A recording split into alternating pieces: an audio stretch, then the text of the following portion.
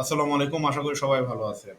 আমাদের সবারই পাসপোর্ট না থাকলেও যারা বিদেশে যায় কিংবা প্রবাসী আছে এবং কি প্রয়োজনে অনেকেই পাসপোর্ট করে রাখছে।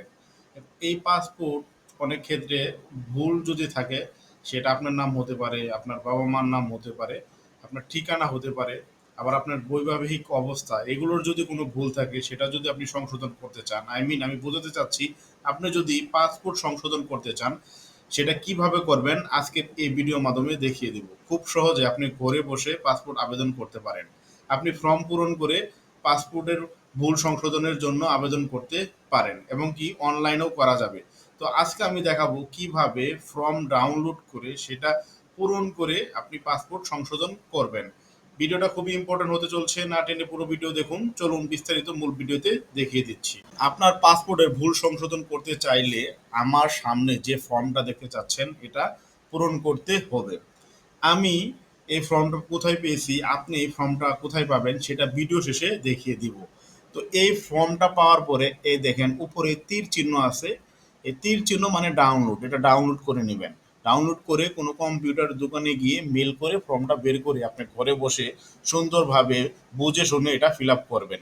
দেখেন আমি ফর্মটা এখন কিভাবে কোথায় ফিল আপ করবেন সেটা দেখাচ্ছি। উপরে লেখা আছে গণপ্রজাতন্ত্রী বাংলাদেশ সরকার বহিরাগমন ও পাসপোর্ট অধিদপ্তর। এই ফর্মটা কি কি কাজে আসবে? রিইস্যু, তথ্য পরিবর্তন, সংশোধন, আবেদন ফর্ম। আপনার যদি পাসপোর্ট রিইস্যু করতে চান অর্থাৎ মেয়াদ যদি শেষ হয়ে যায় সেক্ষেত্রেও এই ফর্মটা পূরণ করতে হবে। তথ্য পরিবর্তন করতে চাইলে সেক্ষেত্রে এই ফর্মটা পূরণ করতে হবে। সংশোধনে আবেদন করতে চাইলে সেক্ষেত্রে এই ফর্মটা পূরণ করতে হবে। তো চলুন আমরা নিচের দিকে যাই। প্রথমত আপনাকে যেটা দিতে হবে আঞ্চলিক পাসপোর্ট অফিস বা মিশনের নাম। আপনি যদি এটা বিদেশে বসে সংশোধন করতে চান সেক্ষেত্রে সেখানে মিশনের নামটা দিয়ে দিবেন, আপনার দূতাবাসের নামটা দিয়ে দিবেন। আর বাংলাদেশে করতে চাইলে আঞ্চলিক পাসপোর্ট অফিস, যে অফিস বরাবর আপনি এই আবেদনটা করবেন। তারপরে আসবেন আপনার নাম দিতে হবে বাংলায়, যেভাবে আপনার এনআইডি কার্ডে আছে সেভাবে দিয়ে দিবেন। আবেদনকারীর নাম মানে আপনার নামটাও ইংরেজিতে দিবেন যেভাবে আপনার এনআইডি কার্ডে আছে। দেন গৃহীত পাসপোর্টের তথ্য, প্রথমত আপনার পাসপোর্ট নম্বরটা দিতে হবে। আর যদি আপনার মেয়াদ উত্তীর্ণ হয়ে যায় সেই ডেটটা নিচে বসিয়ে দিবেন।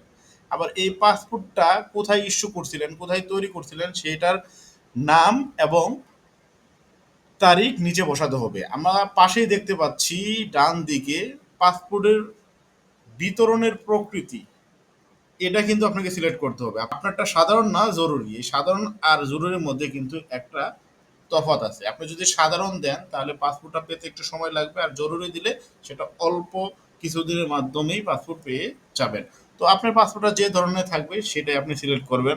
ফি প্রদান সংক্রান্ত তথ্য, আপনার পাসপোর্ট সংশোধন করতে কত টাকা লাগবে অবশ্যই অনলাইনে আপনি দেখে নেবেন। দেন এই টাকার পরিমাণটা এখানে লিখে দিবেন। ব্যাংক বা মিশনের নাম, আপনি যে ব্যাংকের মাধ্যমে আপনার পাসপোর্টের ফিটা পরিশোধ করছেন সেই ব্যাংকের নাম দিবেন। আর মিশনের নামও আপনি এখানে দিয়ে দিবেন। তারপর হচ্ছে শাখা, আপনি ব্যাংকের কোন শাখায় এই টাকাটা পরিশোধ করছেন সেই শাখার নামটা দিয়ে দিবেন। পরিশোধ করার পরে আপনাকে যে রিসিপ্ট দিবে সেখানে রসিদ নাম্বার থাকবে, সেই রসিদ নাম্বারটা এখানে বসিয়ে দিবেন। কত তারিখে পরিশোধ করছেন সেটা এখানে বসিয়ে দিতে হবে। একটু নিচের দিকে আসলেই দেখবেন চাহিদা সংশোধন।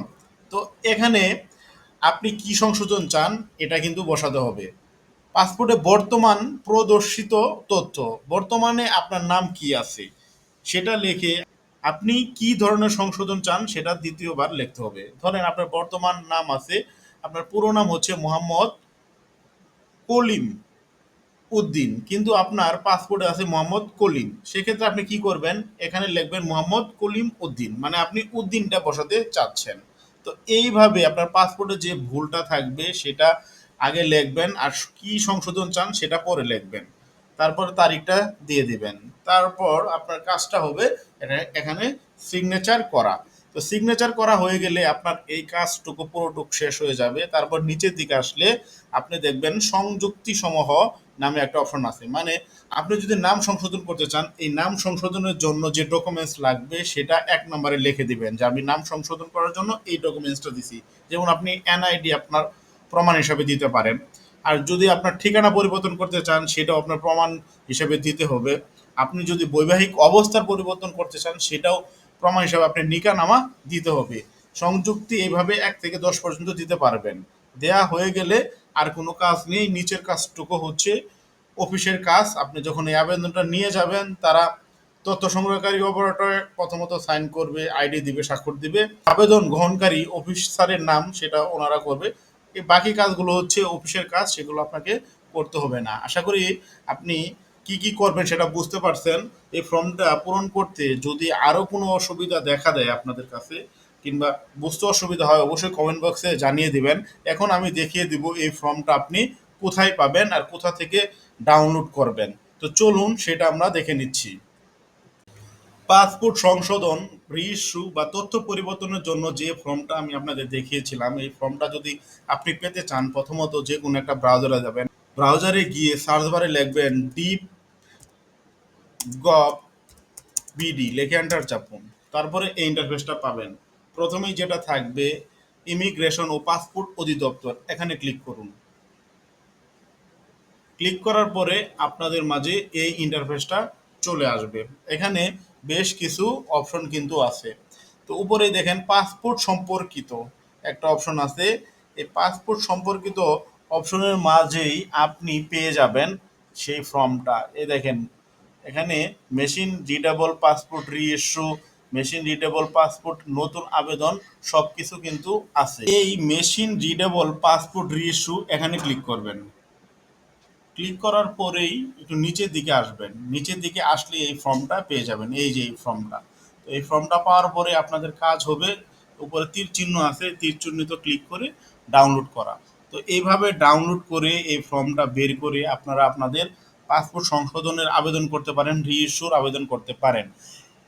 তো আজকের মতো ভিডিও এখানেই শেষ করব। ভালো লাগলে আমাদের পাশেই থাকবেন, চ্যানেলকে সাবস্ক্রাইব করে দিবেন, পেজটাকে ফলো করে দিবেন। আল্লাহ হাফেজ।